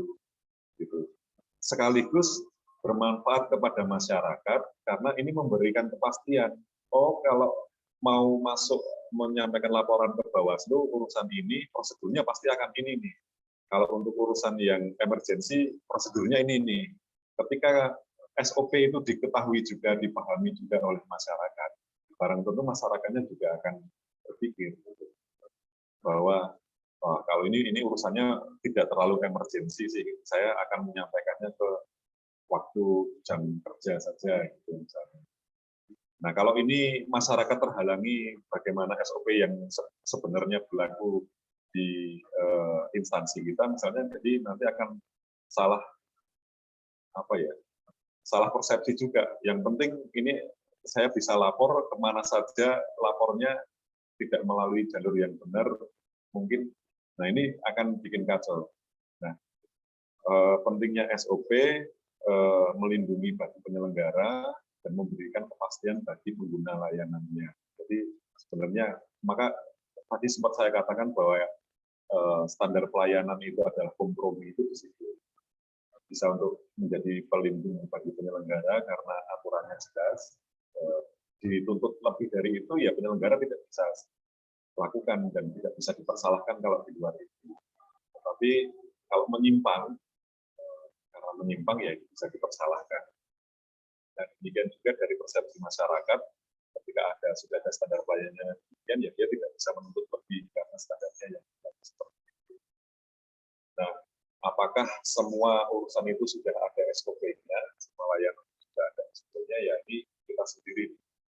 Semakin kurang SOP sebenarnya kita sendiri sebagai penyelenggara itu yang akan rugi karena perlindungan kita kurang. Tetapi kalau SOP-nya itu kemudian ada tetapi tidak sesuai dengan apa yang kenyataan yang berlaku di institusi kita itu ya, belum memperhitungkan SDM dan segala macam itu nanti juga akan memberatkan. Nah itulah perlunya evaluasi SOP tadi. Sekaligus juga menjawab dari BPU bahwa ISO itu diperlukan atau tidak. Ya sebenarnya ISO itu akan sangat membantu jika memang dimiliki, tapi dengan memenuhi standar pelayanan sendiri dan standar pelayanannya itu sudah diregulasikan, maka itu sudah cukup untuk kemudian menjadi patokan tolak ukur apakah layanan kita itu baik atau tidak. Ketika SOP itu dilanggar, barang tentu layanan kita tidak baik. Kalau semakin banyak kasus pelanggaran, semakin kualitas kita dipertanyakan. Tetapi jangan diambil dari angka berapa jumlah aduan. Aduan itu bisa benar, bisa salah. Kalau terbukti, baru itu kemudian bisa dijadikan evaluasi. Tapi kalau tidak terbukti, layanan itu ini adalah layanan masyarakat kita. Kita tidak boleh menolak laporan masyarakat. Ombudsman misalnya juga tidak masyarakat. Ya kecuali tidak memenuhi persyaratan ya, itu barang tentu secara administratif akan tertolak. Tetapi ketika sudah administrasinya terpenuhi, substansinya masuk kewenangan kita pasti akan tindak lanjuti untuk membuktikan benar atau tidak, terbukti atau tidak maladministrasi itu. Nah, untuk hal yang terbukti sekalipun, ketika kemudian sudah ada tindakan korektif, itu ya kita menyatakan sebagai clearance gitu ya. Tadi yang disampaikan misalnya untuk penilaian RB, ada nih banyak laporan, tapi semuanya sudah ditindaklanjuti. Gitu ya. Manusia kan tempatnya salah dan hilaf, ketika sudah dikoreksi ya sudah. Gitu. Dan secara administratif pun sudah selesai. Gitu. Nah itu clear. Gitu. Tetapi kalau ada laporan masyarakat dan kebetulan terbukti memang itu maladministrasi misalnya, kemudian tidak ada tindakan korektifnya, nah itu menjadi sebuah permasalahan besarnya di situ.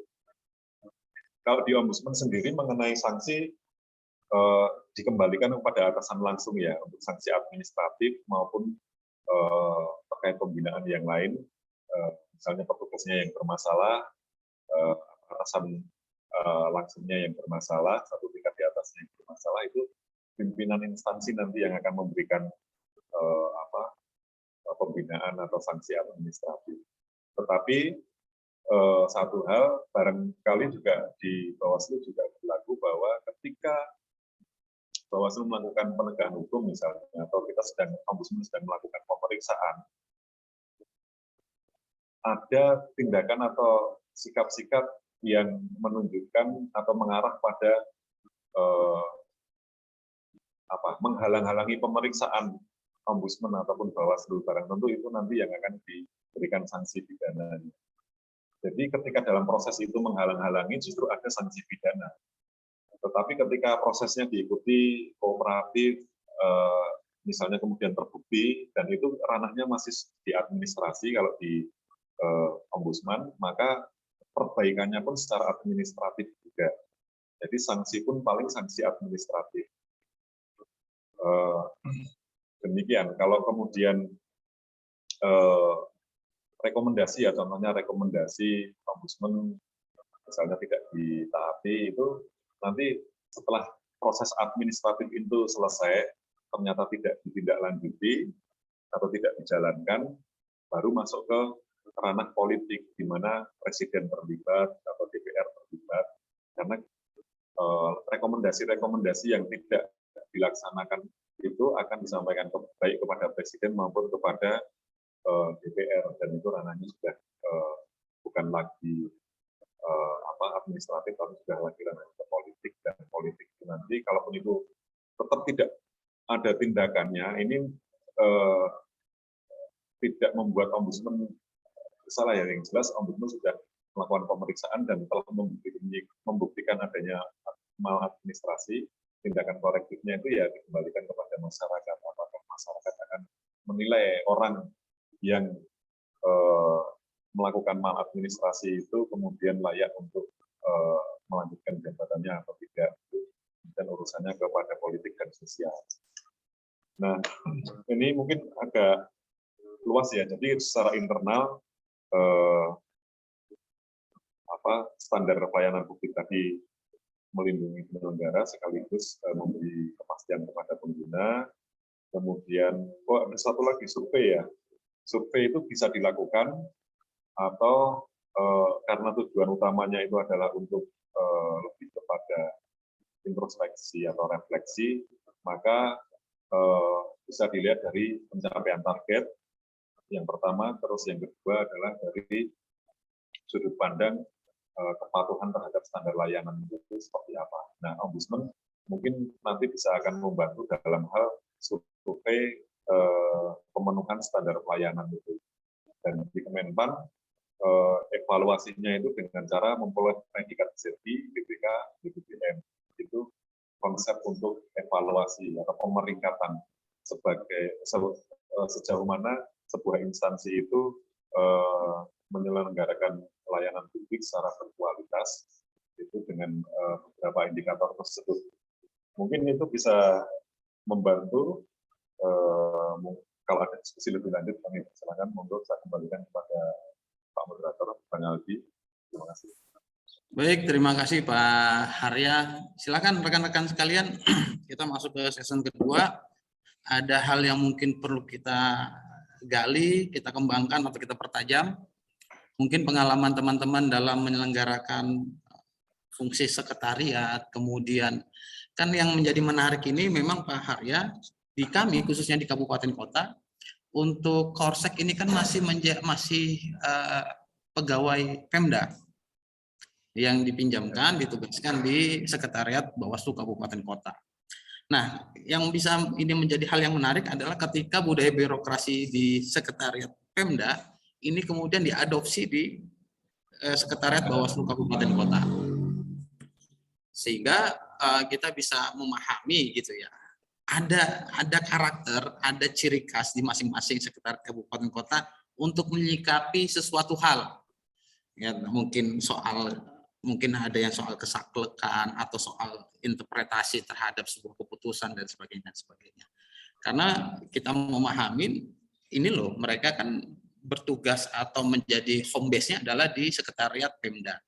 Namun kemudian mendapat tugas dipekerjakan atau diperbantukan di sekretariat Bawaslu Kabupaten Kota, maka kita bisa memahami kultur birokrasi, kultur organisasi itu juga akan dibawa ke sekretariat Bawaslu Kabupaten Kota. Nah, di satu sisi sekretariat Bawaslu Kabupaten Kota dengan kita yang usianya masih cenderung cukup muda, 4 tahunan dan sebagainya. Ini juga menjadi warna tersendiri, kan seperti itu. Nah, ini sebagai bahan diskusi gitu, Pak Harya. Tapi kita tunggu buat rekan-rekan yang lain, silahkan. Mungkin ada hal yang memang perlu kita diskusikan atau pengalaman teman-teman di kabupaten kota. Silahkan, mungkin kita bisa sharing, kita bisa storytelling ya, kita cerita tentang upaya-upaya inovasi teman-teman atau upaya inovasi dan kolaborasi di tempat masing-masing. Kami persilakan.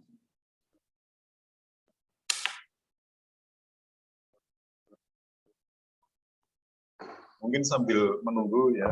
Ya, silakan Pak Harya. Menarik sih memang.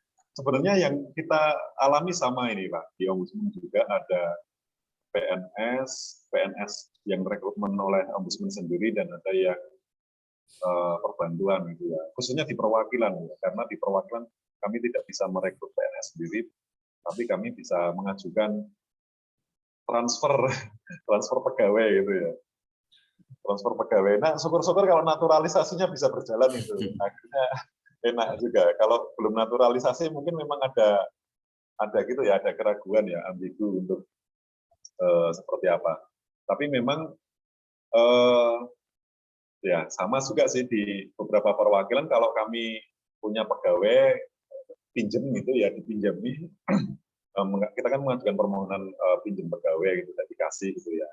Kadang kita kan juga nggak bisa milih-milih kan, mungkin nggak cocok atau apa gitu kan.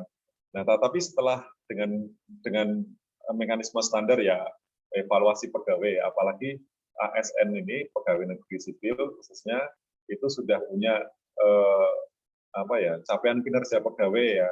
Yang kalau itu memang dievaluasi tidak mencapai target kan kita bisa tuker lagi gitu istilahnya. Dikembalikan kepada induknya, kemudian kita minta lagi. Itu hal yang biasa saya pikir karena PNS juga sudah bersiap untuk ditugaskan dimanapun. Jadi ini mekanisme yang biasa saya pikir kalau kita secara normatif saja ya, ketika ada job, ada formasi, kemudian diisi, ya di dalam formasi itu barang tentu juga sudah ada analisis jabatan, ada tugas fungsi, yang kemudian memang itu sebagai patokan. Kalau urusan yang lainnya kemungkinan masalah manajerial, ya seharusnya pimpinan instansi memberikan pembinaan kepada pegawai yang baru misalnya, dan pegawai yang baru memang selayaknya juga mempelajari di mana lokasi dia bekerja itu juga harus ada kalau di dalam rekrutmen, dalam sistem rekrutmen itu kan ada 3 urusan yang masalah kompetensi, kapasitas, sama sosiokultural, penerimaan masyarakat, penerimaan dari lingkungan kantor itu apakah bisa menerima dari kehadiran pegawai baru tersebut. Nah, itu yang saya pikir tidak perlu baper ya, tinggal kinerjanya seperti apa. Kalau memang bisa dievaluasi, dievaluasi. Karena kalau kita melihat di Undang-Undang ASN sendiri, merit system itu sudah akan diterapkan, dan memang salah satu tadi juga disampaikan dalam materi saya, kinerja aparatur yang kinerja dengan baik itu yang kemudian ada ukuran kinerjanya itu yang penting. Tapi kalau memang urusannya like and dislike ya ini akan jadi masalah. Tetapi kalau urusannya kinerja dan capaian kinerja yang tidak tercapai, ya karena tentu ini menjadi sebuah alasan. Dan memang dialami juga di kami, kepala perwakilan itu juga open bidding, sama dengan Bawaslu open bidding. Karakter masing-masing pimpinannya ini juga berbeda-beda, setiap orang karena background-nya juga berbeda. Yang jelas menjadi penting tadi standar operating prosedur atau mungkin nilai-nilai keombudsmanan, kebawasluan itu yang ada yang menjaga. Nah, sebenarnya ini akan bisa ditempatkan di manajemen pengetahuan atau di pegawai tetap dari atau pegawai karir dari instansi kita. Itu yang bisa menjaga kultur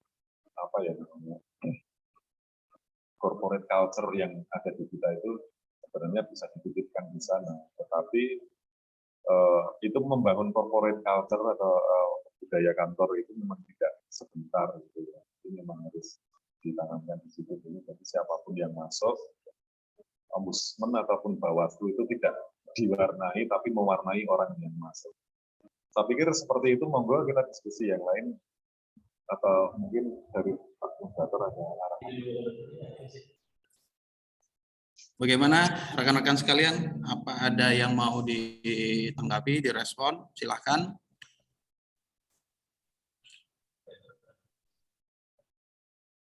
Cukup ya? Mungkin Pak Ketua ada arahan lain, monggo kan diskusi kita biar. Tentu masukan buat kami juga kalau memang diperkenankan. Oh silakan Pak Kanda Mustafa Hamzah. Ini maksudnya tadi mau bertanya atau gimana? Enggak, mau menyatakan cukup saja karena dari materi yang disampaikan Pak Kus tuh kita harus lebih banyak aplikatif daripada diskusi sepertinya begitu. Karena masih banyak ruang yang harus kita benahi. Sekian, terima kasih. Baik, terima kasih Kandaku.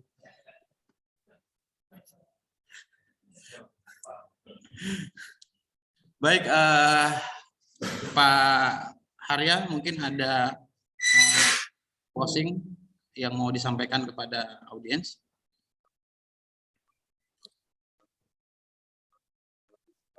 Oke. Baik, terima kasih atas kesempatannya. Nah, ini kita kembalikan lagi kepada tugas kita ya masing-masing ya sebagai pengawas. Saya pikir sangat berat tugas kita sebagai pengawas, harus dituntut lebih tahu dari yang diawasi. Barang tentu juga ada banyak bidang yang harus kita pelajari, tetapi semoga dengan menjaga integritas kita bisa melaksanakan tugas kita bersama. Kalaupun ada hal yang belum kita ketahui secara pasti, kita bisa melakukan proses klarifikasi, dan itu yang pertama, kita bertabayun untuk menyelesaikan segala masalah. Semoga hasil akhir akan lebih baik dan bermanfaat untuk kita semua. Demikian kurang dan lebihnya saya mohon maaf. Assalamualaikum warahmatullahi wabarakatuh. Waalaikumsalam warahmatullahi wabarakatuh. Enggak ada pantunnya ini, Pak Harya? Ada. Oh ya, nanti kalau saya pakai seragam ini ketika pengawasan jangan dianggap sebagai salah satu partai ya, agak mirip ini soalnya.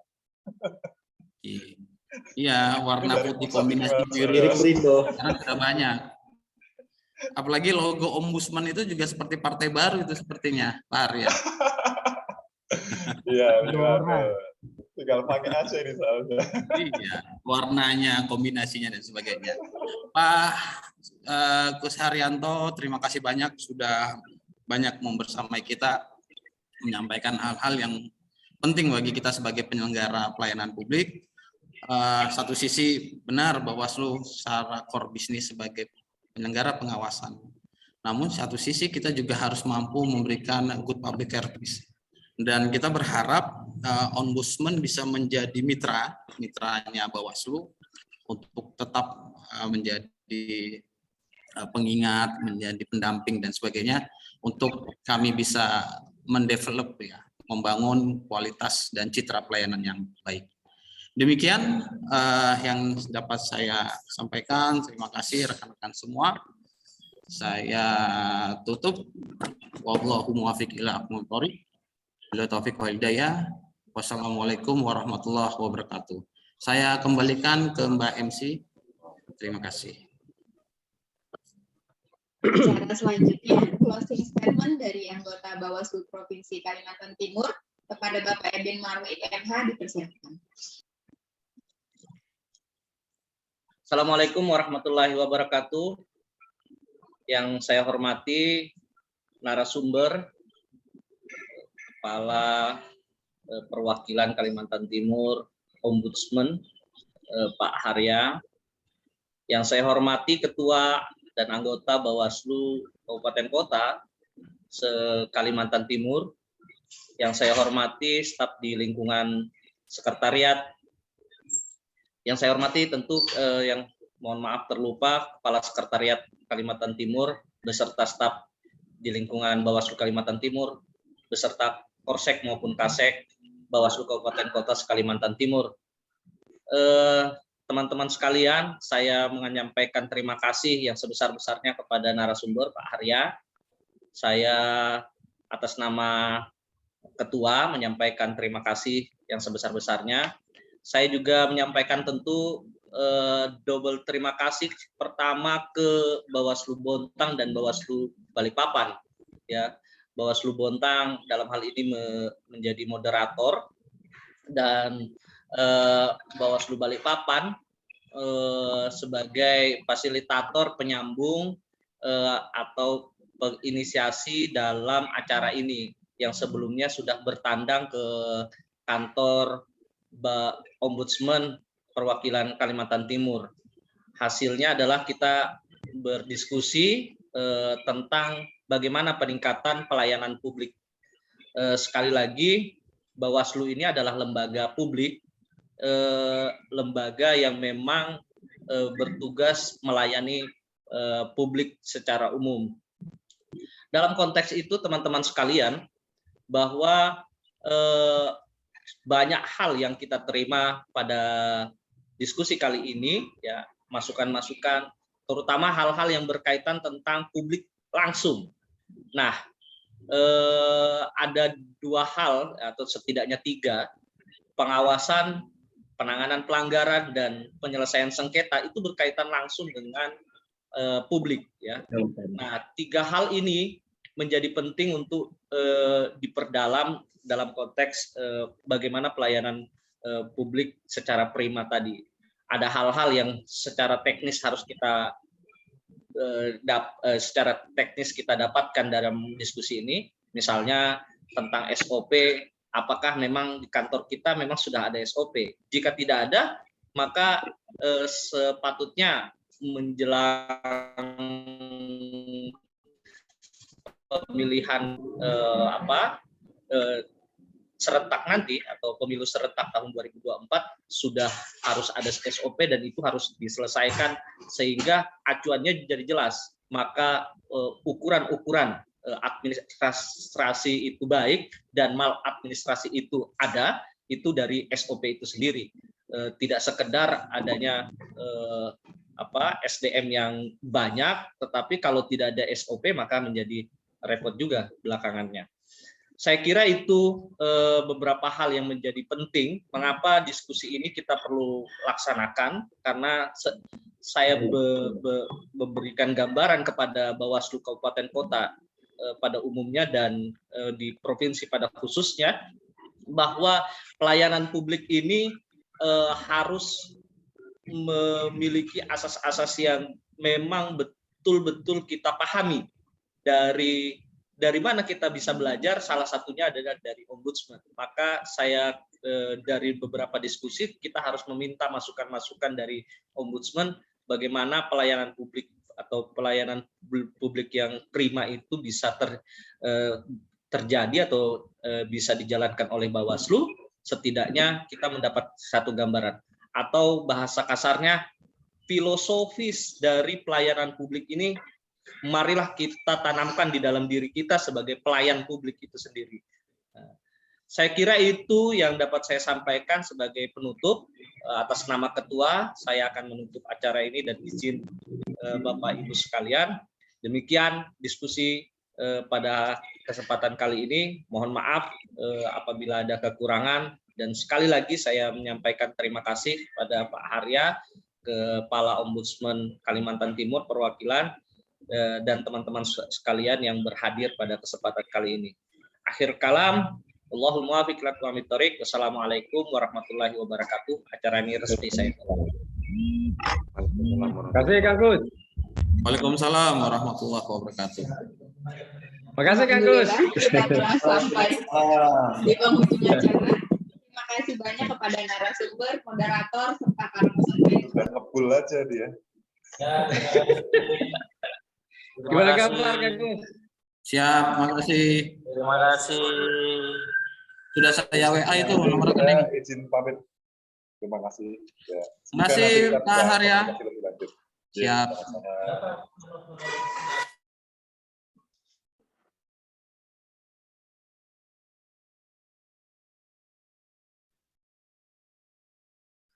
Langsung ditransfer kah itu? Terima kasih Mas Moderator. Terima kasih Kandaku. Salam serupu Kandaku. Sudah bubar daripada gibah. Assalamualaikum. Sibuk terus orang IKN. Siap. Waalaikumsalam warahmatullahi wabarakatuh.